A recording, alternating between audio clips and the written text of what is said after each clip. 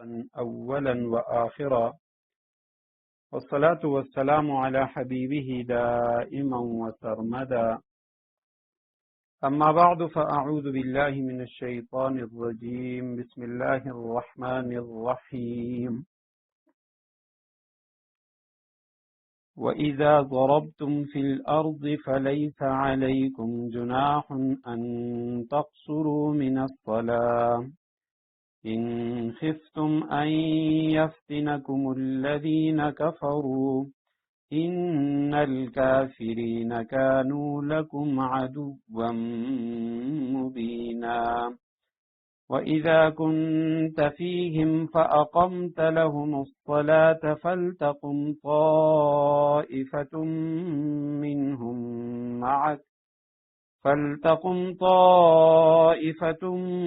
منهم معك وليأخذوا أسلحتهم فإذا سجدوا فليكونوا من ورائكم ولتأت طائفة أخرى لم يصلوا فليصلوا معك وليأخذوا حذرهم وأسلحتهم. صدق الله العظيم. اللهم صل على محمد النبي الأمي وعلى آله وأصحابه وبارك وسلم.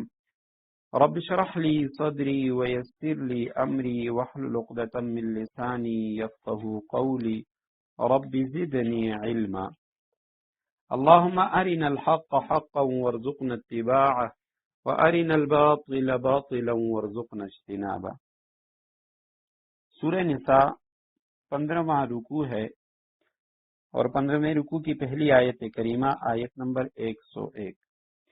وَإِذَا ضَرَبْتُمْ فِي الْأَرْضِ فَلَيْسَ عَلَيْكُمْ جُنَاحٌ، جب تم زمین میں سفر کرو، فَلَيْسَ عَلَيْكُمْ جُنَاحٌ تو تم پر اس بات میں کوئی گناہ نہیں ہے، أَن تَقْصُرُوا مِنَ الصَّلَاةِ کہ تم نماز میں قصر کر لو، إِنْ خِفْتُمْ أَن يَفْتِنَكُمُ الَّذِينَ كَفَرُوا اگر تمہیں اس بات کا خوف ہو کہ کافر لوگ تمہیں پریشان کریں گے. ان الکافرین کانوا لکم عدوا مبینا، یقیناً کافر لوگ تمہارے کھلے دشمن ہیں. ماقبل کے ساتھ آیت کریمہ کا اس رکوع کا ربط یہ ہے کہ اس سے پہلے جہاد کا ذکر تھا، اور جہاد کے لیے عموماً اسفار ہوتے ہیں، سفر ہوتے ہیں، اللہ کے راستے میں نکلا جاتا ہے. تو سفر کے دوران بعض اوقات نماز کا ادا کرنا مشکل ہو جاتا ہے. تو اس حوالے سے اللہ سبحانہ و تعالی نے مسلمانوں کے لیے سفر میں نماز کی آسانی کا ذکر کیا ہے، جس کو یعنی قصر کہا جاتا ہے، مسافر کی نماز. تو اس آیت کریمہ میں مسافر کی نماز کا ذکر ہے. اس کے بعد پھر صلاۃ خوف کا ذکر ہے کہ جہاد میں اگر ایسی شدید حالت میں ہو مسلمان کہ وہاں وہ سکون سے نماز ادا نہ کر سکیں، ایک جماعت کے ساتھ مل کر نماز نہ پڑھ سکیں، تو انہیں کیا کرنا چاہیے. پہلی آیت کریمہ کے جو مفردات ہیں اس پہ گفتگو ہو چکی ہے. ضربتم فی الارض کے معنی زمین میں چلنا. ضربہ کا لفظ مختلف معانی کے لیے آتا ہے، تو جب اس کے بعد ارض کا لفظ ہو تو معنی یہ ہے کہ زمین میں چلنا، سفر کرنا. اور اس کے بعد جناح کے معنی کوئی گناہ نہیں، کوئی حرج نہیں تم پر. ان تقصروا من الصلاۃ کہ تم قصر کرو نماز میں، یعنی نماز کے اندر کمی کرو. قصر کے معنی کمی کرنا. ان خفتم اگر تمہیں ڈر ہو، تم ڈرتے ہو، ان یفتنکم کہ تمہیں فتنے میں ڈال دیں. فتنے کے معنی مصیبت میں تمہیں ڈال دیں گے، پریشانی میں ڈال دیں گے کافر، اور یقیناً کفار عدوًا تمہارے دشمن ہیں، مبیناً واضح کھلے دشمن ہیں. تو سفر کے متعلق پہلی بات تو یہ ہے کہ شرعی سفر کسے کہا جاتا ہے؟ جس کے اندر شریعت نے نماز میں رخصت دی ہے. تو علماء نے لکھا ہے کہ 1 یا 2 منزل جس کی مقدار 48 میل انگریزی، اور یہ آج کل کے حساب سے 77.24 کلومیٹر، یعنی تقریباً 78 کلومیٹر اگر کوئی شخص سفر کرے تو وہ شرعی مسافر ہوتا ہے. اس سے کم سفر کے اندر، اس سے کم مسافت میں سفر کرے گا تو اس کا شرعی سفر نہیں ہوگا، اس پہ شرعی سفر کے احکامات وہ لاگو نہیں ہوں گے. اور دوسری بات یہ ہے کہ جب اسے ایسا کوئی سفر درپیش ہو گیا، اب 78 کلومیٹر اس نے اپنے گھر سے دور جانا ہے اور وہاں اس کا ارادہ وہ 15 دن سے کم رہنے کا ہو، تو تب یہ مسافر ہوگا۔ اگر وہاں جا کے یہ 15 دن رہے گا یا 15 سے زیادہ تو یہ مسافر نہیں کہلائے گا، یہ مقیم بن جائے گا۔ اور جب یہ 15 دن سے کم 78 کلومیٹر سفر کے لیے نکلا تو اب اس کو اجازت ہے کہ 4 رکعت والی جو نماز ہے تو وہ 4 کے بجائے 2 رکعت پڑھے گا۔ یہ 3 نمازیں ہیں، ظہر، عصر اور عشاء کی نماز، اس میں یہ قصر کرے گا، فجر کی نماز پوری پڑھے گا اور اسی طرح مغرب کی بھی پوری اور وتر بھی پورے پڑے گا۔ اور اگر اس نے موزے پہنے ہوئے ہیں تو گھر میں موزوں کے اوپر 1 دن اور 1 رات مسح کیا جاتا ہے۔ سفر کے اندر 3 دن اور 3 رات تک یہ بغیر پاؤں دھوئے موزوں کے اوپر مسح بھی کر سکتا ہے۔ جو شخص 3 منزل چلنے کا ارادہ اس نے کیا، یعنی 3 منزل یہ 48 میل بنتے ہیں، اگر 3 سے کم 1 یا 2 منزل ہے تو وہ شرعی سفر نہیں ہوگا۔ 3 منزل 78 کلومیٹر اس نے سفر کا ارادہ کیا اور جیسے یہ اپنے شہر کی آبادی سے نکل گیا تو شرعاً مسافر بن گیا۔ جب تک یہ آبادی کے اندر چلتا رہے گا تب تک مسافر نہیں بنے گا۔ اور اس کے بعد سفر کے احکامات میں جو فرض نمازیں ہیں 4 رکعت والی وہ تو 2 پڑھے گا، لیکن جو سنت ہیں تو اگر جلدی ہو تو فجر کی سنتوں کے علاوہ دوسری سنتیں وہ چھوڑ دینا درست ہے، اس سے کوئی گناہ نہیں ہوگا۔ اور اگر کوئی جلدی نہ ہو تو اور نہ ہی اپنے ساتھیوں سے بچھڑنے کا ڈر ہو تو باقی جو سنتیں ہیں وہ بھی پڑھے گا، اور فجر کی جو سنت ہیں ان کی تاکید بہت زیادہ ہے، اس لیے سفر میں بھی اسے نہ چھوڑے۔ ظہر، عصر اور عشاء کی نماز وہ 2 رکعتوں سے زیادہ نہیں پڑھے گا۔ امام اعظم ابو حنیفہ رحمہ اللہ اور امام مالک رحمہ اللہ وہ فرماتے ہیں یہ جو سفر کی نماز ہے تو یہ عزیمت ہے، رخصت نہیں ہے، یعنی یہ لازماً آپ نے قصر ادا کرنی ہے۔ کوئی شخص یہ نہیں کہہ سکتا کہ جی میں سفر میں بھی پوری نماز پڑھوں گا، اگر پوری پڑھے گا گناہگار ہوگا۔ اور اس کی وجہ یہ ہے، حضرت عائشہ رضی اللہ تعالیٰ عنہ کی ایک روایت ہے، انہوں نے فرمایا کہ اصل جو نماز ہے وہ 2 رکعت ہیں، جس طرح جمعے کی نماز ہے، عیدین کی نماز ہے، اسی طرح باقی جو فرض نمازیں ہیں وہ بھی 2 رکعتیں ہیں۔ لیکن اقامت کی وجہ سے، مقیم ہونے کی وجہ سے، گھر پہ ہونے کی وجہ سے شریعت نے بعض نمازوں کو 4 کر دیے، لیکن اس کی اصل وہ 2 ہی ہے۔ تو لہذا سفر میں 2 رکعت پڑھنا، قصر والی نماز میں 4 رکعت والی میں 2 رکعت پڑھنا یہ واجب ہے۔ اگر پوری 4 پڑھے گا تو گناہگار ہوگا، جیسے کوئی شخص اگر ظہر کے 6 رکعت پڑھے تو گناہگار ہوگا۔ اور اگر بھولے سے اس نے 4 رکعتیں پڑھ لی تو اگر دوسری رکعت پر بیٹھ کر اتحیات پڑھی ہے تب تو 2 رکعتیں فرض ہو گئیں، 2 نفل ہو گئیں، لیکن آخر میں اسے سجدہ سہو کرنا پڑے گا۔ اور اگر سجدہ سہو نہ کیا ہو یا 2 رکعت پر نہ بیٹھا ہو تو 4 رکعتیں وہ نفل ہو گئیں، فرض نماز جو ہے وہ دوبارہ پڑھے گا۔ اسی طرح اگر کوئی شخص وہ 15 دن یعنی 15 دن سے زیادہ اس نے کہیں پہ ٹھہرنے کا ارادہ کیا لیکن ایک جگہ میں نہیں، 2 الگ شہروں میں، تو وہ مسافر ہوگا۔ مثلا کوئی شخص حج کے لیے جاتا ہے یا عمرے کے لیے جاتا ہے، وہاں وہ 10 روز مکہ میں رہنے کا ارادہ کرے، 5 روز مینا میں۔ اب مکہ اور مینا ان کے درمیان تقریباً 3 میل کا فاصلہ ہے، لیکن چونکہ شہر الگ الگ ہیں تو اس لیے جگہیں الگ ہیں، تو اس صورت میں یہ مسافر ہی ہوگا۔ شادی کے بعد اگر کوئی عورت وہ مستقل طور پر اپنے سسرال میں رہنے لگی تو اس کا جو اصلی وطن ہے وہ سسرال کا گھر ہے، لہٰذا اگر سسرال اور اس کے میکے میں 78 کلومیٹر کا فاصلہ ہے تو جب یہ میکے جائے گی اور وہاں 15 روز ٹھہرنے کی نیت نہیں کرے گی، اسے کم دن ٹھہرے گی، یا نیت کم دنوں کی ہے کسی وجہ سے وہ اگر زیادہ ٹھہر گئی تو وہ مسافر شمار ہوگی، قصر نماز پڑھے گی۔ اور اگر سسرال میں ہمیشہ رہنے کا پختہ ارادہ اس کا نہیں ہے تو جو وطن پہلے سے اس کا اصلی تھا وہ اب بھی وطن اصلی ہوگا، یعنی والدین کا جو گھر ہے تو وہاں وہ پھر پوری نماز پڑھے گی۔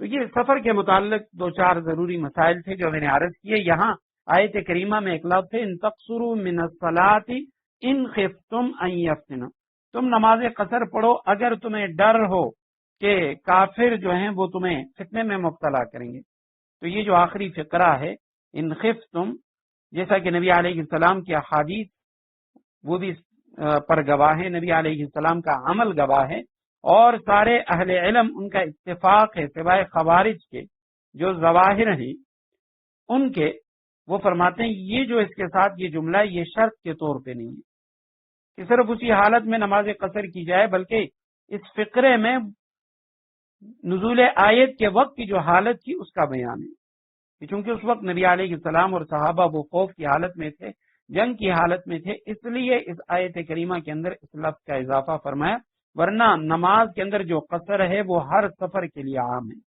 جس سفر میں بھی جائے گا وہاں قصر کرے گا۔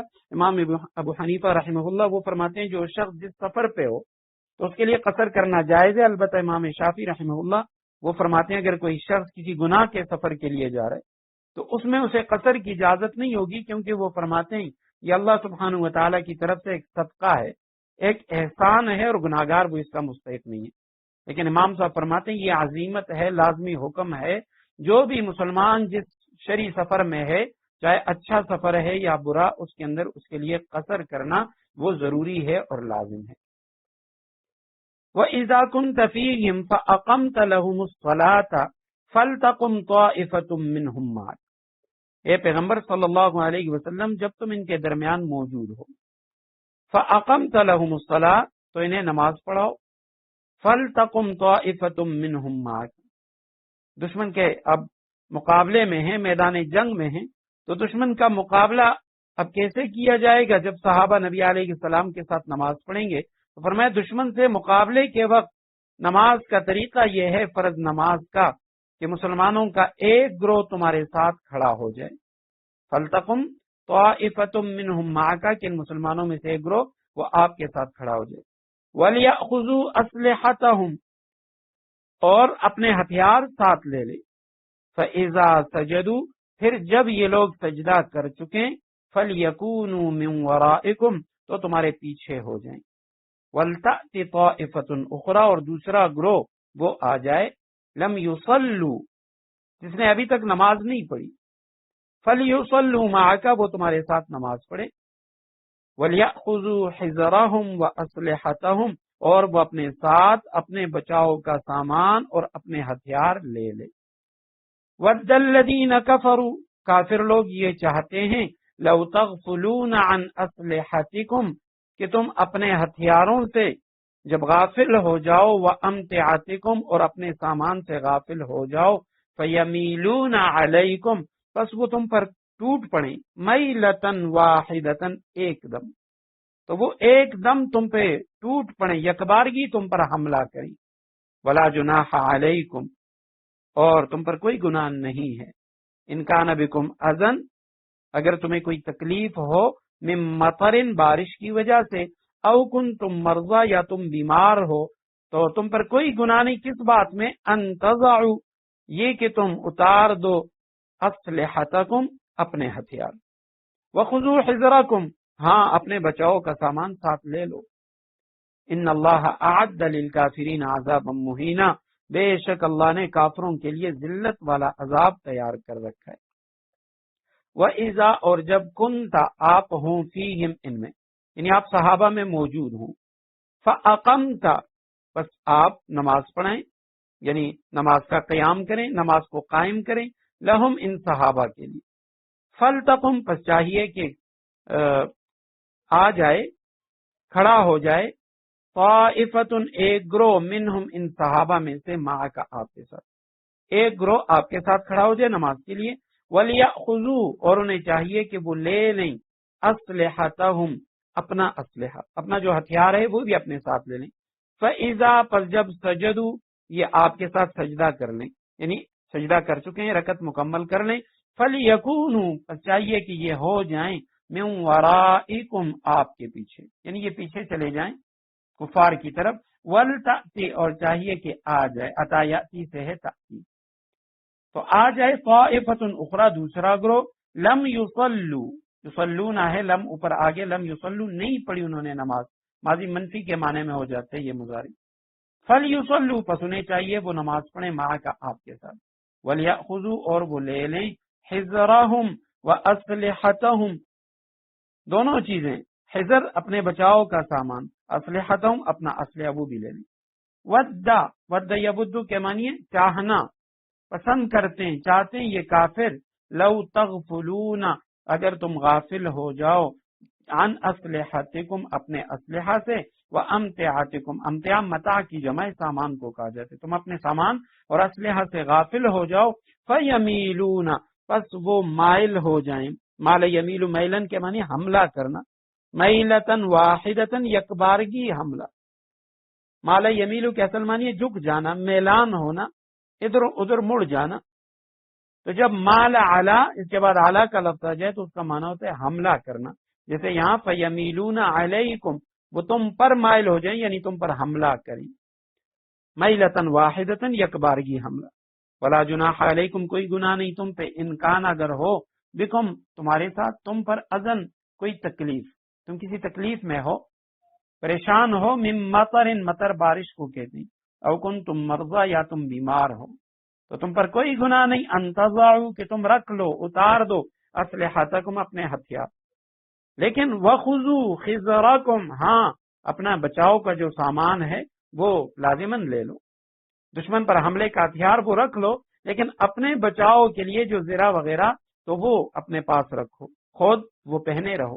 ان اللہ اعد للکافرین عذاب مہینہ، یقیناً اللہ نے تیار کر رکھا ہے کافروں کے لیے عذاب مہینہ، ذلت و رسوائی والا عذاب۔ سب سے پہلی بات تو یہ ہے یہاں آیت کریمہ کے اندر صلاۃ خوف کا ذکر ہے، خوف کی نماز کا ذکر ہے کہ جب مسلمان وہ لڑائی میں ہوں، میدان جنگ میں ہوں، تو وہاں نماز کیسے ادا کی جائے گی۔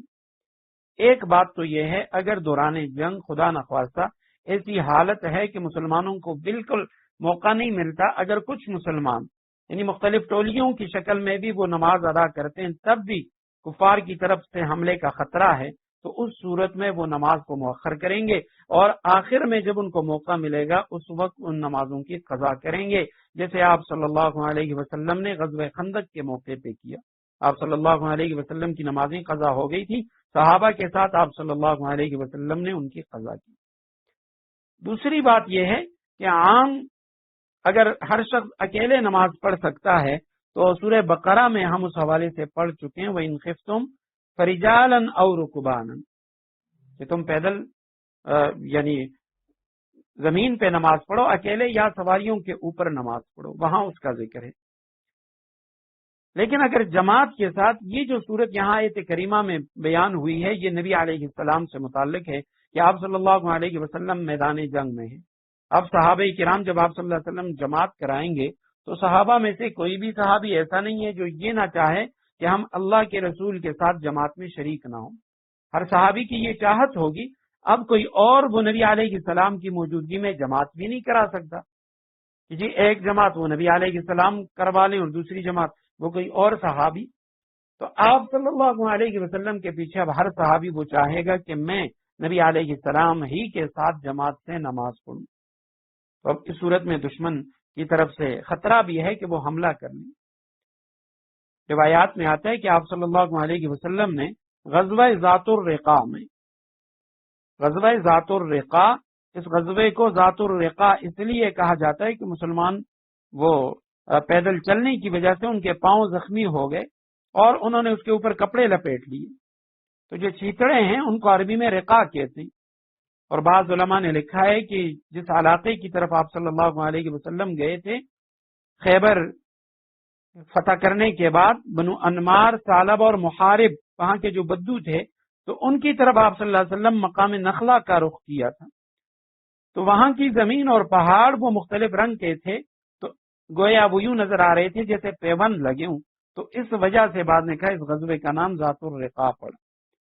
تو جب آپ صلی اللہ علیہ وسلم نے ان قبائل کا رخ کیا اور حضرت عثمان ابن عفان رضی اللہ تعالیٰ عنہ کو مدینے کا انتظام سونپا، 700 صحابہ آپ صلی اللہ علیہ وسلم کے ساتھ تھے، مدینہ سے 2 دن کے فاصلے پر یہ مقام ہے، تو وہاں آپ صلی اللہ علیہ وسلم نے نماز پڑھائی، تو یہ صلاۃ خوف کی جو پہلی نماز ہے یہ آپ صلی اللہ علیہ وسلم نے وہاں صحابہ کرام کو پڑھائی تھی، اور بعض روایات میں آتا ہے کہ یہ مکہ والوں سے ایک لڑائی تھی، تو اس موقع پہ بھی آپ صلی اللہ علیہ وسلم نے صلاۃ خوف پڑھی ہے، کہ جب آپ صلی اللہ علیہ وسلم نے ظہر کی نماز پڑھائی اور خالد ابن ولید وہ کفار کے کمانڈر تھے مشرکین مکہ کے، تو وہ اسی طرح دیکھتے رہ گئے. آپ صلی اللہ علیہ وسلم نماز سے فارغ ہو گئے تو اس کے بعد اس نے اپنے ساتھیوں سے کہا کہ ہم سے غلطی ہو گئی، ہمیں نماز کے دوران ان پہ حملہ کرنا چاہیے تھا.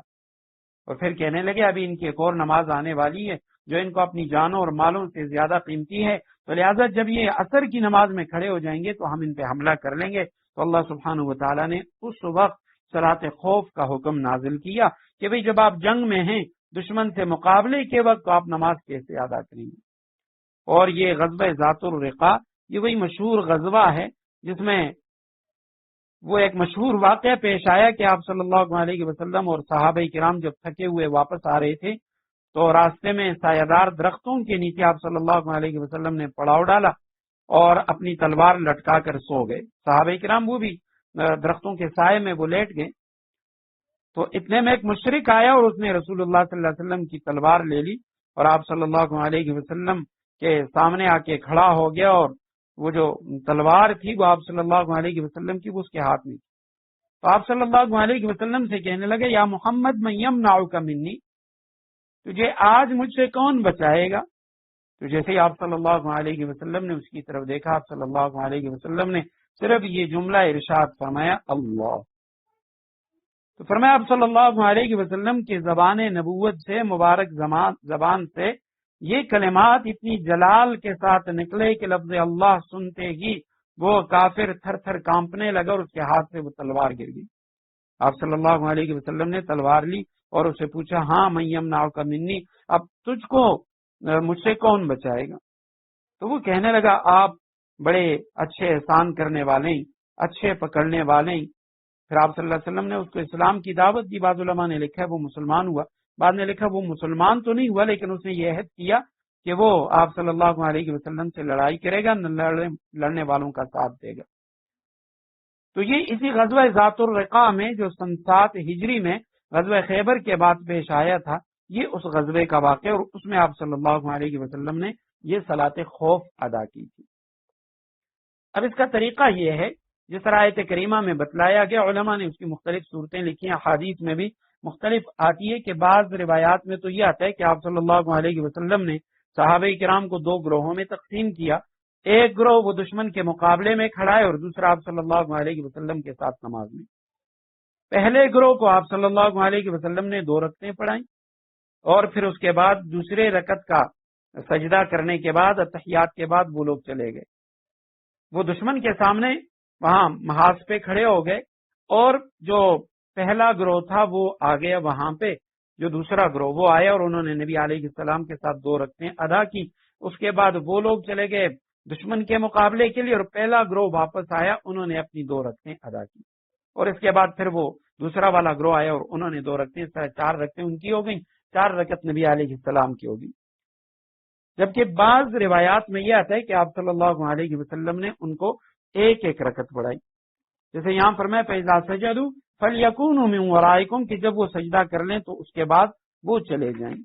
تو جب آپ صلی اللہ علیہ وسلم نے ان کو 1 رکعت پڑھائی وہ لوگ چلے گئے دشمن کے سامنے اور دوسرا گروہ آیا انہوں نے 1 رکعت ادا کی کیونکہ مسافر تھے. تو اس طرح 1 رکعت پہلے والوں کو آپ صلی اللہ علیہ وسلم نے پڑھائی اور 1 رکعت دوسرے والوں کو. اور جب پہلا گروہ واپس آیا تو چونکہ وہ مسبوق نہیں تھا تو اس لیے ان لوگوں نے جو اپنی دوسری رکعت وہ ادا کی تو وہ بغیر قرات کے ادا کی. یہ جب ہم امام کے ساتھ نماز ادا کرتے ہیں جماعت کے ساتھ تو اس میں 3 طرح کے عام طور پہ الفاظ استعمال ہوتے ہیں. ایک تو امام ہے، اس کے ساتھ مقتدی ہوتا ہے جو اس کے پیچھے اقتدا کرتا ہے. ایک شخص اور ہوتا ہے جس کو مسبوق کہا جاتا ہے. مسبوق وہ شخص یعنی جس کی رکعت نکل گئی، کوئی رکعت اس سے چھوٹ گئی تو اس کو مسبوق کہتے ہیں. امام کے نماز مکمل کرنے کے بعد وہ اپنی جو چھوٹی ہوئی رکھتے ہیں وہ پوری کرتا ہے. اور ایک شخص ہوتا ہے جس کو لاحق کہا جاتا ہے.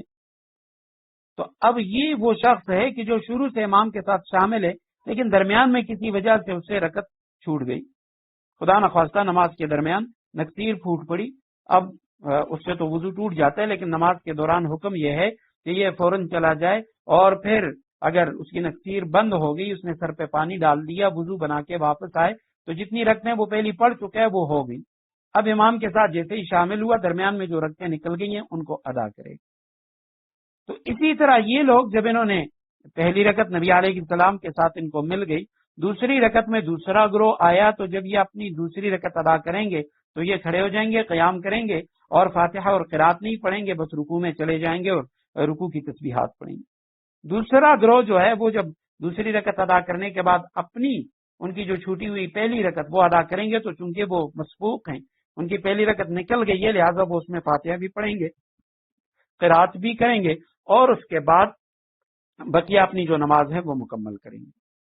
وَإِذَا كُنْتَ فِيهِمْ فَأَقَمْتَ لَهُمُ الصَّلَاةَ، اے پیغمبر جب تم ان کے درمیان موجود ہو، فَأَقَمْتَ لَهُمُ الصَّلَاةَ اور انہیں نماز پڑھاؤ، تو دشمن سے مقابلے کے وقت اب اس کا طریقہ یہ ہے کہ فَلْتَقُمْ طَائِفَةٌ مِّنْهُمْ مَعَكَ، مسلمانوں کا ایک گروہ تمہارے ساتھ کھڑا ہو جائے، وَلْيَأْخُذُوا أَسْلِحَتَهُمْ اور اپنے ہتھیار ساتھ لے لیں، فَإِذَا سَجَدُوا پھر جب یہ لوگ سجدہ کر چکیں، فَلْيَكُونُوا مِنْ وَرَائِكُمْ تو تمہارے پیچھے ہو جائیں، یعنی دشمن کے مقابلے کے لیے اب یہ لوگ چلے جائیں۔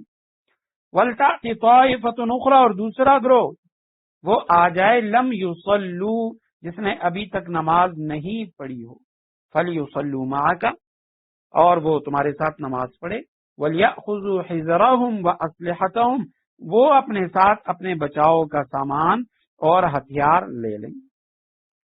وَدَّ الَّذِينَ كَفَرُوا کافر لوگ یہ چاہتے ہیں، اس کے بعد جو دوسری بقیہ رکھتے ہیں ان کا یہاں پہ ذکر نہیں ہے کہ وہ کیسے ادا کریں گے، وہ میں نے بتا دی۔ کافر یہ چاہتے ہیں لو تغفلون عن اسلحتکم کہ تم اپنے ہتھیاروں وامتعاتکم اور اپنے سامان سے غافل ہو جاؤ، فیمیلون علیکم میلۃ واحدہ تو وہ ایک دم تم پہ ٹوٹ پڑیں، جیسے خالد ابن ولید رضی اللہ تعالیٰ عنہ کے واقعے میں آتا ہے کہ وہ انتظار میں تھے کہ یہ جیسے یاسر کی نماز پڑھیں گے تو ہم حملہ آور ہو جائیں گے۔ ولا جناح علیکم اور کوئی گناہ نہیں تم پر، ان کان بکم اذن من مطر اگر تمہیں کوئی تکلیف ہو، بارش کی وجہ سے تم تکلیف میں ہو، او کنتم مرضی یا تم بیمار ہو اور اسلحہ نہیں اٹھا سکتے، تو تم پہ کوئی گناہ نہیں ان تضعوا اسلحتکم کہ تم ہتھیار وہ اتار کر رکھ دو، لیکن وخذوا حذرکم ہاں اپنے بچاؤ کا سامان وہ ساتھ لے لو۔ کہ اسلحہ تو رکھ سکتے ہو لیکن یہ خیال کرو اگر خدا نخواستہ دشمن حملہ کرے تو تمہیں زیادہ نقصان نہ پہنچا سکے، تم اپنی حفاظت کر سکو۔ ان اللہ اعد للکافرین عذابا مہینا بے شک اللہ نے کافروں کے لیے ذلت والا عذاب تیار کر رکھا ہے۔ فاذا قضیتم الصلاۃ فاذکروا اللہ قیاما وقعودا وعلی جنوبکم فاذا اطمأننتم فاقیموا الصلاۃ۔ فاذا قضیتم الصلاۃ پھر جب تم نماز پوری کر چکو، فاذکروا اللہ تو اللہ کو یاد کرو، ہر حالت میں یاد کرتے رہو اللہ کو، قیامن کھڑے بھی، وقعودن بیٹھے بھی، وعلی جنوبکم اور لیٹے ہوئے بھی۔ فاذا اطمأننتم پھر جب تمہیں دشمن کی طرف سے اطمینان حاصل ہو جائے، فاقیموا الصلاۃ تو نماز قاعدے کے مطابق پڑھو۔ ان الصلاۃ کانت علی المؤمنین کتابا موقوتا بے شک نماز مسلمانوں کے ذمے ایک ایسا فریضہ ہے جو وقت کا پابند ہے۔ فاذا قضیتم الصلاۃ جب تم نماز پڑھ لو، جب تم نماز ادا کر چکو، قضا یقضی کے معنی ہے پورا کر لینا، ادا کر لینا۔ فاذکروا اللہ اذکروا امر کا صیغہ یاد کرو اللہ کو، قیامن قیام کی حالت میں، کھڑے ہونے کی حالت میں، قعود کہتے ہیں بیٹھنے کی حالت کو، بیٹھے ہوئے بھی، وعلی جنوبکم جنوب جنب کی جمع پہلو کو کہا جاتا ہے، یعنی پہلوؤں کے بل لیٹے ہوئے بھی، مطلب یہ کہ ہر حال میں اللہ کو یاد کرتے رہو۔ فاذا پس جب اطمأننتم تم مطمئن ہو جاؤ، جب تم مطمئن ہو گئے اطمینان سے، ماضی مذکر کا صیغہ ہے حاضر کا، فاقیموا پس قائم کرو الصلاۃ نماز، اوپر قضیتم الصلاۃ یہاں اقیموا الصلاۃ، کہ خوف کی حالت میں، جنگ کی حالت میں وہاں تو صرف قضائے صلاۃ کا ذکر ہے، لیکن یہاں اقیموا الصلاۃ، بعد میں دونوں کے درمیان فرق بتاتا ہوں کہ کیا فرق ہے قضائے نماز میں اور اقامت نماز میں۔ ان الصلاۃ کانت علی المؤمنین یقیناً نماز علی المؤمنین مومنوں پر کتاباً لکھی ہوئی فرض ہے، موقوتاً خاص وقت کے اندر، یعنی موقوت اس میں مفعول کا صیغہ ہے وقت سے، وقت مقرر کیا ہوا، جس کا وقت مقرر شدہ ہے. تو کتاب موقوتہ کے معنی ایک فرض جس کی ادائیگی کا وقت مقرر ہے. خاص اوقات کے اندر اس کو ادا کرنا یہ بھی ضروری ہے. نماز وہ الگ فرض، لیکن خاص وقت کے اندر ادا کرنا یہ الگ فریضہ ہے. تب یہاں پہ یعنی سفر یا خوف کی حالت میں نماز میں تو قصر جو ہے وہ ہو سکتا ہے، لیکن اللہ کا ذکر وہ ہر حالت میں جاری رہنا چاہیے، کیونکہ اس کا تو نہ کوئی خاص وقت مقرر ہے، نہ کوئی خاص ہیئت کہ وہ کھڑے بیٹھے لیٹے ہر حال میں ہو سکتا ہے اللہ سبحانہ و تعالیٰ کا ذکر. اور یہ جو فرمایا قضیتم الصلاۃ، تو بظاہر یہ فرمایا جا رہا ہے کہ نامکمل ناتمام نماز بھی عند اللہ ادا ہو جاتی ہے، کہ جب آپ جنگ کی حالت میں تو قضیتم الصلاۃ، جس طریقے سے بھی تم نے نماز ادا کی، کیونکہ مسلمان اب ان کو یہ خیال ہو سکتا ہے کہ جی نماز میں یہ چل بھی رہے ہیں، نماز بھی ادا کر رہے ہیں اور دشمن کا مقابلہ بھی کر رہے ہیں، یا اگر الگ الگ اپنی نماز پڑھ رہے ہیں، جماعت ان کی چھوٹ گئی، تو فرمایا تب بھی یہ ناتمام نماز بھی عند اللہ ادا ہو جاتی ہے. اور آخر میں فرمایا اقیم الصلاۃ، جب تم مطمئن ہو جاؤ تو اصل حکم نماز کا وہ اقامت صلاۃ ہے، کہ نماز کو مکمل آداب کے ساتھ مستحبات کے ساتھ نماز کو ادا کرنا چاہیے. اور یہاں پہ ایک اور بات کہ نماز کے متصل بعد اب جنگ کی حالت ہے، لیکن وہاں بھی فرمایا جا رہا ہے فذکروا اللہ، اللہ کو یاد کرو ہر حال میں. خوف کی حالت میں ہو، جنگ کی حالت میں ہو، تب بھی اللہ کا ذکر ہر حال میں ہونا چاہیے. اور قرآن کریم میں کثرت کا جو حکم ہے وہ بھی ذکر ہی کے حوالے سے، جیسے فرمایا اذکروا اللہ ذکرا کثیرا، اللہ کا ذکر کثرت سے کیا کرو، ہر حال میں کیا کرو. مولانا روم رحمہ اللہ ان کا شعر ہے، وہ فرماتے ہیں اذکروا اللہ شاہ ما دستور داد، اندر تشدید مارا نور داد. فرماتے ہیں کہ اللہ سبحانہ و تعالیٰ نے میرے لیے جو دستور بنایا بادشاہ نے، وہ اذکروا اللہ ہے، اللہ کا ذکر ہر حال میں. یہ اللہ سبحانہ و تعالیٰ نے میرے لیے ایک دستور العمل بنائے. اور فرمایا اندر آتش دید ہمارا نور داد. فرمایا اللہ نے مجھے جہنم میں دیکھا، آگ میں دیکھا، میں نے اپنے گناہوں کی وجہ سے اپنے اوپر جہنم کو لازم کر دیا تھا، لیکن اللہ سبحانہ و تعالیٰ نے ذکر کی وجہ سے مجھے نار سے نور کی طرف منتقل کر دیا، آگ سے اللہ سبحانہ و تعالیٰ نے مجھے جنت کی طرف منتقل کر دیا، نور کی طرف منتقل کر دیا. ہمارے اس قریب دور کے ایک بزرگ گزرے ہیں، بہت بڑے عالم دین، حضرت مولانا صوفی عبدالحمید سواتی صاحب رحمہ اللہ. یہ اصل تو ہمارے مانسرا کے تھے، دارالعلوم دیوبند کے فاضل تھے. ان کے دوسرے بھائی مولانا سرفراز خان صفدر رحمہ اللہ، وہ بھی دارالعلوم دیوبند کے فاضل. اور گجرانوالا میں وہاں ان کا بڑا ادارہ ہے، جامعہ نصرت العلوم. مولانا زید الراشدی صاحب دامت برکاتہم العالیہ، یہ مولانا سرفراز خان صفدر صاحب رحمہ اللہ ان کے بیٹے ہیں. اور صوفی عبدالحمید سواتی صاحب وہ ان کے چچا تھے. تو انہوں نے یہاں اس آیت کریمہ کے ضمن میں ذکر کے حوالے سے چند باتیں لکھی ہیں بعینی ہی. انہی کی تفسیر معالم العرفان، اس کی جو 5ویں جلد ہے، صفحہ نمبر 483 پہ انہوں نے لکھا ہے کہ یہاں اللہ سبحانہ و تعالیٰ نے نماز کے بعد ذکر کرنے کی ترغیب دی ہے. نماز وہ خاص سفر کی ہو یا خوف کی ہو یا عام نماز، اس کے بعد ذکر الہی پر مداومت ہمیشگی اور اوقات نماز کا بیان ہے. فرمایا کہ جب تم نماز پوری کر چکو، یعنی نماز کے لیے تو وقت مقرر ہے، اس مقررہ وقت میں جب نماز سے فارغ ہو جاؤ، فذکروا اللہ، تو اللہ کا ذکر کرو. اور ذکر کے لیے وقت کی کوئی قید نہیں، ہر وقت ہر حالت میں روا ہے. کھڑے ہونے کی حالت میں، بیٹھے ہونے کی حالت میں، یا اپنی کروٹوں کے بل لیٹے ہوئے. اور مفسرین کرام فرماتے ہیں کہ جملے کی تفسیر یوں بیان کرتے ہیں کہ جب نماز پوری کر چکو تو داوموا علی الذکر، اللہ کے ذکر پر مداومت اختیار کرو. ابو داود شریف کی حدیث بھی نقل فرمائی کہ آپ صلی اللہ علیہ وسلم کے بارے میں حضرت عائشہ صدیقہ رضی اللہ تعالیٰ عنہ سے روایت ہے کہ کان رسول اللہ صلی اللہ علیہ وسلم یذکر اللہ فی کل احیانہ، نبی کریم صلی اللہ علیہ وسلم ہر وقت ذکر الہی میں مشغول رہتے تھے. آپ صلی اللہ علیہ وسلم کا کوئی وقت ذکر سے خالی نہیں ہوتا تھا. اور ترمذی شریف کی روایت میں آتا ہے کہ جب آپ صلی اللہ علیہ وسلم کسی مجلس میں تشریف لاتے تو مجلس کی ابتدا بھی اللہ کے ذکر سے کرتے اور اس کی انتہا بھی اللہ کے ذکر سے کرتے. تو یہ جو نبی علیہ السلام کے متعلق فرمائے کہ ہر حال میں اللہ کا ذکر، تو یہ زبانی ذکر تو نہیں ہو سکتا، کیونکہ زبانی ذکر کے لیے طہارت ضروری ہے. قلبی اذکار وہ طہارت سے مستثنا ہے. کوئی شخص وہ رفع حاجت کے لیے گیا ہے تو ایسی حالت میں زبانی ذکر تو نہیں کر سکتا، مگر قلبی ذکر روا ہے.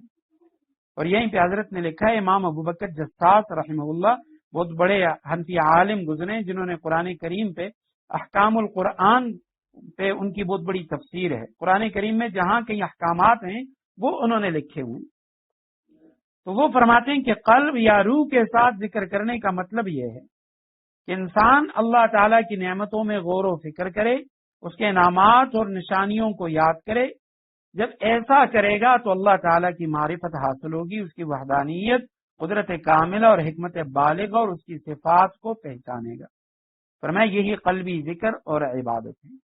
اور پھر اس کے بعد امام ابوبکر جساس فرماتے ہیں کہ قلبی ذکر کا دوسرا طریقہ بھی ہے. ایک تو یہ ہے کہ انسان اللہ تعالیٰ کی نعمتوں میں غور و فکر کرے، اور دوسرا طریقہ یہ ہے کہ انسان اپنے اندر موجود جو لطائف باطنیہ ہیں، باطنی لطائف، ان کو بیدار کرے.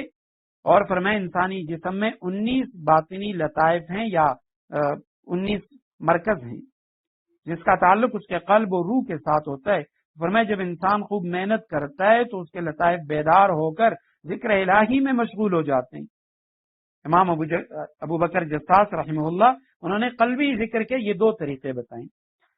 اس کے بعد حضرت صوفی عبدالحمید سواتی صاحب وہ فرماتے ہیں کہ بزرگان دین یہ بھی فرماتے ہیں کہ انسان کا کوئی سانس ذکر الہی سے خالی نہیں ہونا چاہیے.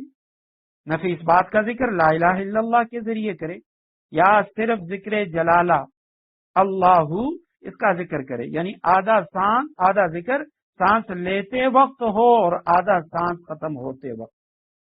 اس ذکر کے لیے کوئی پابندی نہیں، یہ ہر حالت میں روا ہے. جو لوگ فرمائے اس کی مشق کر لیتے ہیں وہ نیند کی حالت میں بھی اللہ کا ذکر کرتے رہتے ہیں، سوئے ہوئے ہیں مگر ہر سانس کے ساتھ اللہ کا ذکر جاری ہے. آگے فرماتے ہیں کہ نقشبندی حضرات کسی سانس کو ضائع نہیں ہونے دیتے، چلتے وقت ان کا کوئی قدم بھی ذکر الہی سے خالی نہیں ہوتا، بلکہ ہر قدم پر اللہ کا ذکر کرتے ہیں. اور اللہ کا ذکر ایک ایسی عبادت ہے جس کی کوئی حد نہیں. جیسے قرآن میں فرمایا وَاذْكُرُوا اللَّهَ كَثِيرًا لَعَلَّكُمْ تُفْلِحُونَ، اللہ کا ذکر خوب کیا کرو تاکہ تمہیں فلاح نصیب ہو، کامیابی نصیب ہو جائے. اور آخر میں حضرت نے لکھا آپ صلی اللہ علیہ وسلم کی ایک حدیث مبارکہ کہ آپ صلی اللہ علیہ وسلم نے فرمایا اللہ تعالیٰ نے اس مجاہد اور غازی کی تعریف کی ہے جو دشمن کے ساتھ نبرد آزما ہے اور ساتھ اللہ کا ذکر بھی کر رہا ہے. تو فرمایا اللہ کے ذکر پر مداومت اختیار کرو، اس کے ذکر سے کوئی لمحہ خالی نہیں ہونا چاہیے. اور ایک دوسری حدیث میں آپ صلی اللہ علیہ وسلم نے فرمایا کہ ما من شیء انجا من عذاب اللہ من ذکر اللہ، اللہ کے ذکر سے بڑھ کر عذاب سے بچانے والی کوئی چیز نہیں. لہذا کثرت ذکر یہ نجات کا ذریعہ ہے.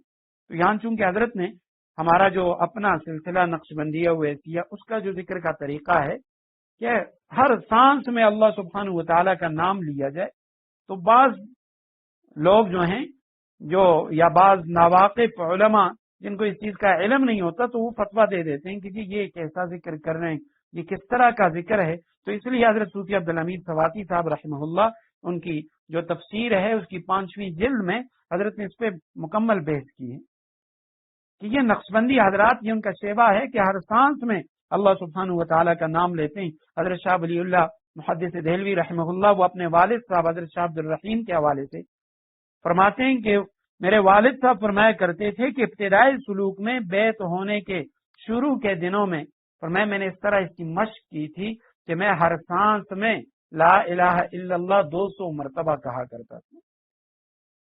یہ جو نفی اس بات کا ذکر ہے لا الہ الا اللہ فرمایا ہر سانس میں فضائل اعمال کے اندر یہ حضرت شیخ الحدیث زکریا رحمہ اللہ نے اس کا حوالہ بھی دیا اور لکھا ہے.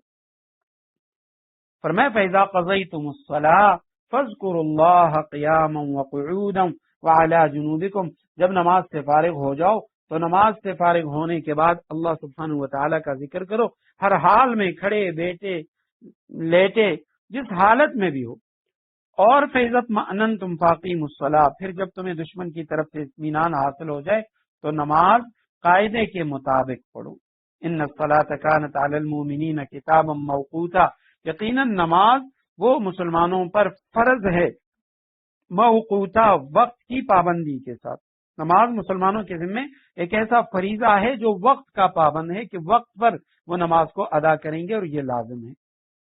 آج کل ایک ایسا طبقہ بھی ہے، ایسا گروہ بھی ہے جو یعنی 3 وقت کی اذان دیتے ہیں، فجر ہے، ظہرین اور مغربین ان کے ہاں، ظہر اور عصر کو ایک وقت میں پڑھ لیتے ہیں، مغرب اور عشاء کو. حالانکہ قرآن کا صریح حکم ہے کہ نماز خاص وقت کے اندر فرض ہے، جیسے فجر کا اپنا وقت، ظہر کا اپنا، عصر کا اپنا، مغرب کا اپنا اور عشاء کا اپنا. اور ساتھ ساتھ یہ مسئلہ بھی بتاتا چلوں، بعض اوقات لوگوں کے ذہن میں یہ بات ہوتی ہے کہ جب فرض نماز ادا ہو جاتی ہے تو وہ یہ سمجھتے ہیں نماز قضا ہو گئی. یہ قضا نہیں ہوتی. مسجدوں کے اندر عام طور پہ جو فرض نمازوں کا وقت ہوتا ہے یہ اس کا وقت مستحب ہوتا ہے. مثلا فجر کی نماز کا جو وقت ہے وہ اذان سے لے کر طلوع آفتاب تک یہ فجر کی نماز کا وقت ہے. اس میں کسی بھی وقت کسی شخص نے فجر کی نماز پڑھ لی ادا ہو جاتی ہے، لیکن اس میں مستحب وقت کون سا ہے؟ تو ہمارے امام صاحب فرماتے ہیں کہ نبی علیہ السلام کی حدیث ہے، آپ صلی اللہ علیہ وسلم نے فرمایا کہ فجر کو خوب روشن کر کے پڑھو تاکہ زیادہ سے زیادہ مجموع اس میں شریک ہو. تو اس لیے ہمارے امام صاحب انہوں نے اس کا جو وقت مستحب ہے وہ یہ فرمایا کہ طلوع آفتاب سے اتنی دیر پہلے نماز ہو کہ خدا نخواستہ اگر نماز فاسد ہو جائے تو دوبارہ پڑھی جائے، جس کے لیے عام طور پہ علماء آدھا گھنٹہ طلوع آفتاب سے پہلے پڑھتے ہیں، تو یہ وقت مستحب ہے. اس کے بعد طلوع آفتاب تک یہ فجر کا وقت ہے، اور زوال کے بعد سے لے کر عصر کی اذان تک جو نقشوں کے اندر وقت لکھا ہوتا ہے اس وقت تک یہ ظہر کا وقت ہے. اس میں قضا نہیں، اس میں ادا نماز ہوتی ہے. اگر عصر کی اذان ہو گئی اب ظہر کی نماز قضا ہوگی. اسی طرح عصر سے مغرب تک، مغرب سے عشاء، اور عشاء سے لے کر طلوع صادق تک یہ پھر عشاء کا وقت ہے. وَلَا تَهِنُوا فِي ابْتِغَاءِ الْقَوْمِ إِن تَكُونُوا تَعْلَمُونَ فَإِنَّهُمْ يَعْلَمُونَ كَمَا تَعْلَمُونَ وَتَرْجُونَ مِنَ اللَّهِ مَا لَا يَرْجُونَ وَكَانَ اللَّهُ عَلِيمًا حَكِيمًا. اور تم ان لوگوں یعنی کافر دشمن کا پیچھا کرنے میں کمزوری نہ دکھاؤ. لا تہینوا فی ابتغاء القوم، تم کمزوری نہ دکھاؤ فی ابتغاء القوم، دشمن کے پیچھا کرنے میں. ان تکونوا تعلمون، اگر تمہیں تکلیف پہنچتی ہے، فإنہم یعلمون کما تعلمون، تو ان کو بھی اسی طرح تکلیف پہنچتی ہے جیسے تمہیں پہنچتی ہے. وترجون من اللہ ما لا یرجون، اور تم اللہ سے اس بات کے امیدوار ہو جس کے وہ امیدوار نہیں. وکان اللہ علیما حکیما، اور اللہ علم کا بھی مالک ہے، حکمت کا بھی مالک ہے. لا تہینوا، تم سست مت ہو جاؤ، کمزور دل نہ ہو. وہن سے ہے، وہن کے معنی دل کے اندر کمزوری کا پیدا ہو جانا، سستی کا پیدا ہو جانا. ابتغاء بغی کے معنی تلاش کرنا، پیچھا کرنا. القوم، قوم کا پیچھا کرنے میں کمزوری نہ دکھاؤ. ان تکونو، اگر تم محسوس کرتے ہو تمہیں پہنچی ہے، تعلمون علم سے ہے، تم اگر درد مند ہوتے ہو، تم تکلیف پاتے ہو، علم درد تکلیف. فإنہم، پس وہ کافر، یعلمون، غائب کا صیغہ جب مذکر غائب کا مضارع کا، یعلمون، وہ بھی تکلیف پاتے ہیں، انہیں بھی تکلیف پہنچی ہے. کما تعلمون، جیسے تمہیں پہنچتی ہے، جس طرح تمہیں تکلیف ہوتی ہے ان کو بھی ہوتی ہے. وترجون، رجا کے معنی امید رکھنا، امیدوار ہونا. تم امید رکھتے ہو من اللہ، اللہ سے، ما لا یرجون، جس کی وہ امید نہیں رکھتے. تمہیں اللہ بدلہ بھی دے گا، اجر بھی دے گا، جنت کے بھی تم طالب ہو. اب کفار وہ تو صرف اپنی قومی عصبیت کی وجہ سے قوم کے لیے لڑ لیں.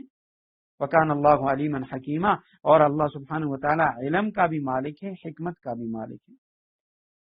اس آیت کریمہ کا جو مفہوم ہے سورہ آل عمران میں تفصیلاً ہم پڑھ چکے ہیں کہ یہ آیت کریمہ غزوہ حمراء الاسد کے سلسلے میں نازل ہوئی.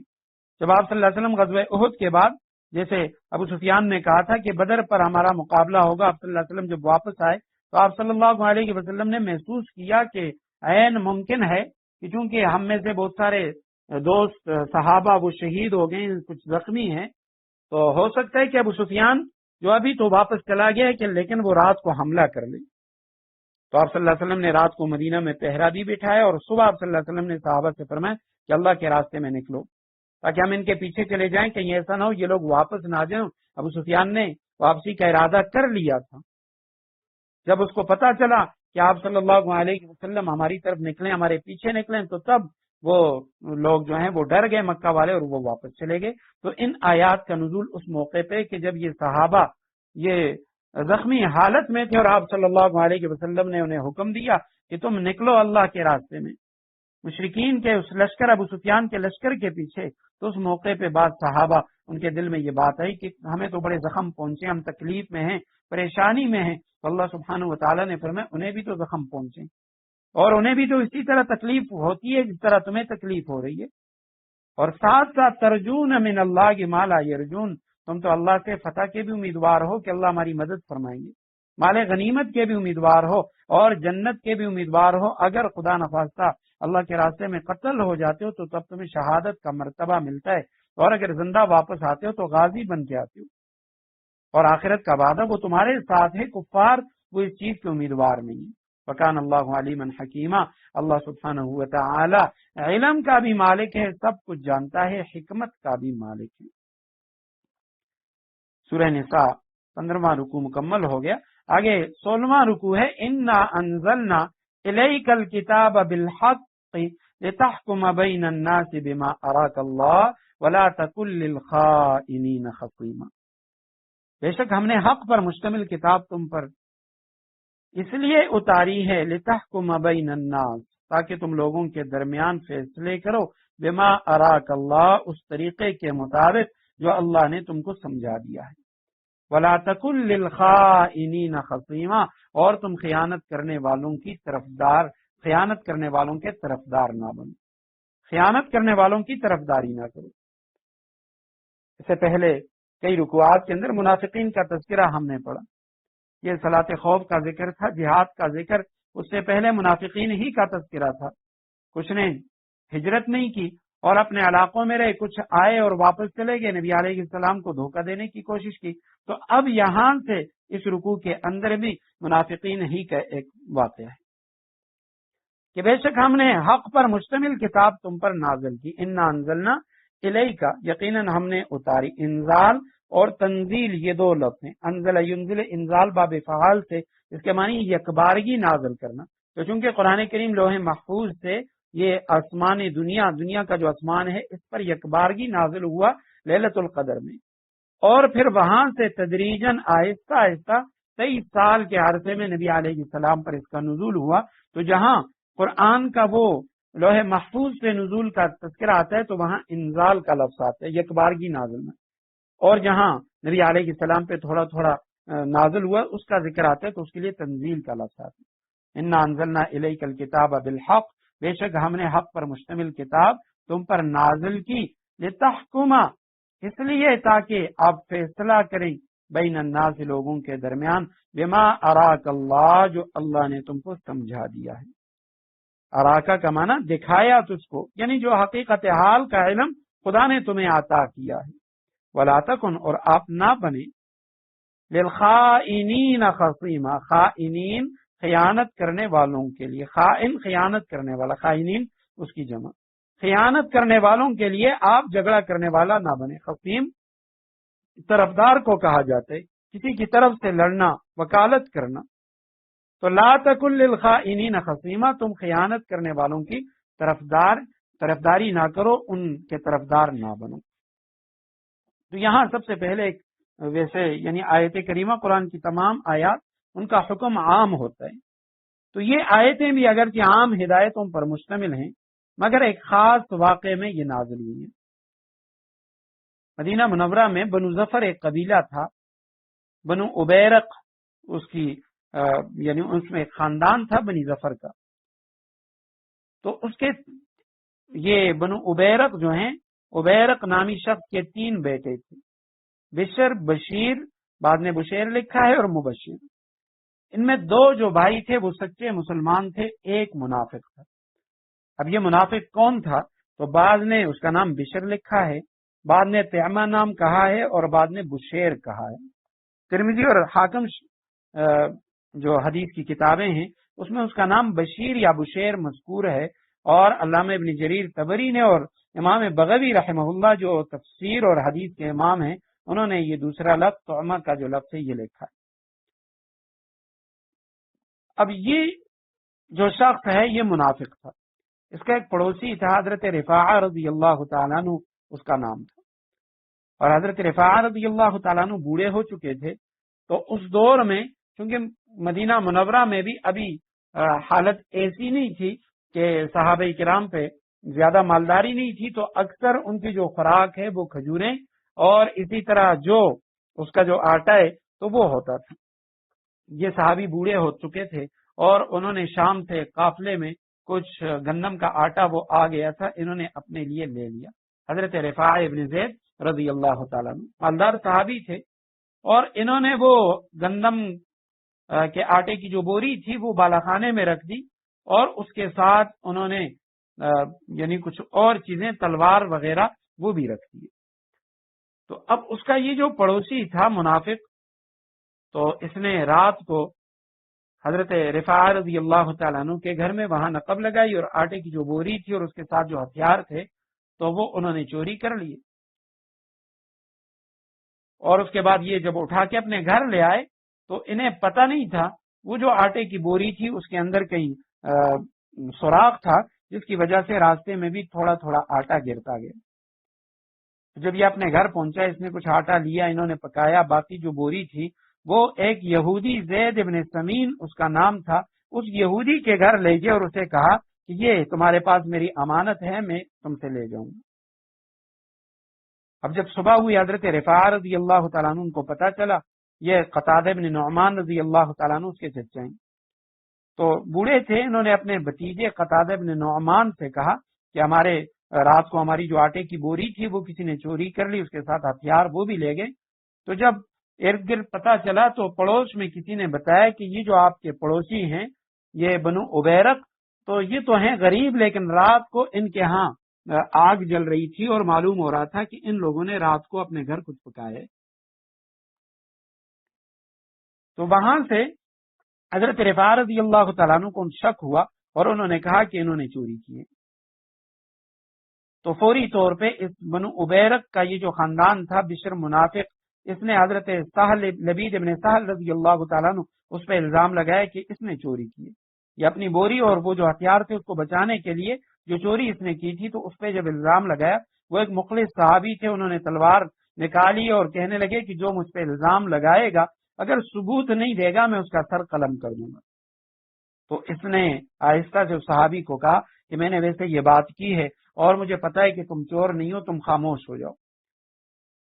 تو اب اس دوران اس نے کیا کیا کہ حضرت رفاعہ سے کہا کہ جی وہ جو تمہارا سامان ہے تم ڈھونڈو وہ کس کے گھر سے نکلتا ہے۔ تو جب چوری کی تفتیش ہوئی تو غلے کے نشانات وہ یہودی کے گھر تک پائے گئے اور ہتھیار جو ہیں وہ بھی اس کے پاس سے برآمد ہوئے۔ تو اب یہ بشر منافق اس نے اسی لوگوں سے کہا کہ یہ یہودی چور ہے۔ یہودی نے کہا کہ بشر منافق اس نے میرے پاس بطور امانت کے یہ چیزیں رکھوائی۔ اب یہودی کے پاس بشر کے خلاف کوئی گواہ بھی نہ تھے، اور ادھر جو شروع میں یہ بات مشہور ہوگی، حضرت رفاعہ رضی اللہ تعالیٰ عنہ نے جو بنو عبیرق خاندان پہ اس کا چوری کا الزام لگایا، تو ان کے جو بڑے تھے وہ فوراً آپ صلی اللہ علیہ وسلم کے پاس آ گئے کہ یا رسول اللہ، یا حضرت رفاعہ ہماری طرف چوری کا جو الزام ہے وہ ہم پہ لگا رہے ہیں، بہتان لگا رہے ہیں، حالانکہ وہ چوری ہم نے نہیں کی۔ تو آپ صلی اللہ علیہ وسلم بھی ناراض ہو گئے اور انہوں نے حضرت رفاعہ کے بھتیجے قتادہ بن نعمان رضی اللہ تعالیٰ عنہ جب وہ آپ صلی اللہ علیہ وسلم کے پاس ہے تو آپ صلی اللہ علیہ وسلم نے ان سے فرمایا کہ آپ ایک بے گناہ مسلمان پہ کیوں الزام لگا رہی؟ تو وہ واپس آئے، اپنے چچا کو کہا، تو حضرت رفاعہ وہ بھی پریشان ہو گئے کہ مجھ سے غلطی ہوئی کہ میں نے آپ صلی اللہ علیہ وسلم تک یہ بات پہنچائی اور مجھے علم نہیں تھا کہ بھئی آپ صلی اللہ علیہ وسلم ناراضگی کا اظہار فرمائیں۔ تو اس موقع پہ اللہ سبحانہ وتعالیٰ نے ان آیات کو نازل فرمایا اور اللہ سبحانہ وتعالیٰ نے بشر منافق کا جو راز تھا وہ فاش کیا، اور بعد میں جب اسے پتا چلا کہ بھئی اب اس کا ہاتھ کاٹا جائے گا چوری کی وجہ سے، تو وہ کفار مکہ سے جاملہ سزا سے بچنے کے لیے، اور وہیں پہ مکہ میں ایک دوسرے موقع پہ وہ نقب لگاتے ہوئے چوری کرتے ہوئے دیوار کے نیچے دب کر مر گیا۔ تو یہ اس بشر طعمہ یا بشیر جو منافق تھا تو اس کا واقع ان آیات کے اندر ہے، اور اسی طرف اشارہ ہے کہ انا انزلنا الیک الکتاب بالحق، یقیناً ہم نے تمہاری طرف یہ کتاب جو اتاری ہے حق پر مشتمل کتاب، لتحکم بین الناس، تاکہ تم لوگوں کے درمیان اس طریقے کے مطابق فیصلہ کرو، بما اراک اللہ، جو طریقہ اللہ نے تم کو سمجھا دیا، ولا تکن، اور تم طرفدار نہ بنو، للخائنین، خیانت کرنے والوں کا، خصیمن، طرفدار، واستغفر اللہ، اللہ سے مغفرت طلب کرو، ان اللہ کان غفور الرحیم، بے شک اللہ بہت بخشنے والا بڑا مہربان ہے۔ اب یہاں پہ یہ جو فرمائے استغفار کا حکم، یہ بعض مفسرین کرام وہ تو فرماتے ہیں کہ واستغفر اللہ سے مراد یہ ہے کہ آپ ان لوگوں کے لیے استغفار کریں، بنو عبیرق، بنی ظفر، پورا قبیلہ وہ اس بشر منافق کے ساتھ کھڑا ہو گیا اور وہ اس کی صفائیاں پیش کر رہا تھا، تو یہ جو مسلمان اس کے طرفدار بن گئے ان کے لیے استغفار کیجیے۔ جبکہ بعض علماء انہوں نے لکھا ہے کہ چونکہ نبی علیہ السلام اس نے بھی شروع میں حضرت رفاعہ رضی اللہ تعالیٰ عنہ کے بھتیجے ان کو ڈانٹ دیا تھا کہ تم نے کیوں ایک بے گناہ مسلمان پر اس کا الزام لگائے، تو فرمائے اس وجہ سے نبی علیہ السلام کو حکم ہو رہا ہے کہ آپ استغفار کیجیے اپنے لیے، یقیناً اللہ سبحانہ وتعالی بخشش کرنے والے مہربان ہیں۔ وَلَا تُجَادِلْ عَنِ الَّذِينَ يَخْتَانُونَ أَنفُسَهُمْ إِنَّ اللَّهَ لَا يُحِبُّ مَنْ كَانَ خَوَّانًا أَثِيمًا، کسی تنازع میں ان لوگوں کی وکالت نہ کرنا، لا تجادل، آپ جھگڑا نہ کریں، تو مت جھگڑ، عن الذین، ان لوگوں کی طرف سے، یختانون انفسہم، جو اپنی جانوں سے خیانت کرتے ہیں، علم ہونے کے باوجود وہ لوگ یعنی اپنے صرف قومی ہونے کی وجہ سے، قبیلے کے ہونے کی وجہ سے وہ اس کی طرفداری کر رہے ہیں۔ ان اللہ لا یحب، یقیناً اللہ پسند نہیں کرتا، من کان خوانا اثیما، کہ جو خیانت کرنے والا گناہگار ہے۔ جدال زبانی جو جھگڑا ہوتا ہے اس کو کہا جاتا ہے مجادلہ، بحث مباحثہ۔ یختانون، جو خیانت کرتے ہیں، انفسہم، اپنے آپ سے، ان اللہ لا یحب، اللہ پسند نہیں کرتا، من کان خوانا، بہت زیادہ خیانت کرنے والا، بڑا دغاباز، خیانت سے مبالغے کا صیغہ ہے، اور اسیمن، گناہگار، اسیم آسم کے معنی میں، کہ یہ جو خیانت کرنے والے گناہگار ہیں اللہ ان کو پسند نہیں کرتا۔ اب یہاں تو بظاہر مبالغے کے صیغے ہیں، لیکن علماء نے لکھا ہے مبالغے کا صیغہ مقصود اس سے خائن و گناہگار، اس کی مذمت ہو رہی ہے، تھوڑی خیانت کر رہا ہے یا زیادہ خیانت کر رہا ہے، تھوڑی طرفداری کر رہا ہے یا زیادہ، لیکن اللہ ایسے لوگوں کو پسند نہیں کرتا۔ اس کے بعد پھر فرمایا واستغفر اللہ ان اللہ کان غفورا رحیما، من کان خوانا اسیما، اللہ سبحانہ وتعالی ایسے لوگوں کو پسند نہیں کرتا۔ یستخفون من الناس ولا یستخفون من اللہ وهو معهم اذ یبیتون ما لا یرضى من القول، یستخفون، وہ لوگوں سے تو شرماتے ہیں، لوگوں سے تو چھپاتے ہیں، ولا یستخفون من اللہ، اللہ سے نہیں شرماتے، وهو معهم، حالانکہ وہ اس وقت بھی ان کے پاس ہوتا ہے، اذ یبیتون، جب وہ رات کو مشورے کرتے ہیں، ایسی باتیں کرتے ہیں، ما لا یرضى من القول، کہ جو اللہ کو پسند نہیں، وکان اللہ بما یعملون محیطا، اور جو کچھ یہ کر رہے ہیں اللہ نے اس سب کا احاطہ کر رکھا ہے۔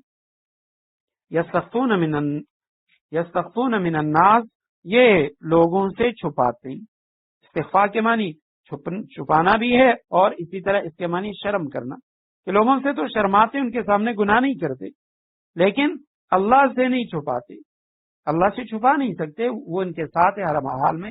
اذ یبیتون، یبیتون پہلے گزر چکا، رات کو مشورہ کرتے ہیں، ما لا یرضى من القول، ایسی باتیں سوچتے ہیں اور کہتے ہیں جن پر خدا راضی نہیں ہے۔ وکان اللہ بما یعملون محیطا، اور اللہ سبحانہ وتعالی جو کچھ یہ کر رہے ہیں اس سب کا احاطہ کر رکھا ہے اللہ سبحانہ وتعالی نے۔ محیطاً اس میں فاعل کا صیغہ، یعنی ہر طرح سے اللہ سبحانہ وتعالی ان کو گھیرے ہوئے ہے۔ بارک اللہ لی ولکم فی القرآن العظیم ونفعنی وإیاکم بالآیات والذکر الحکیم، وآخر دعوانا ان الحمد للہ رب العالمین۔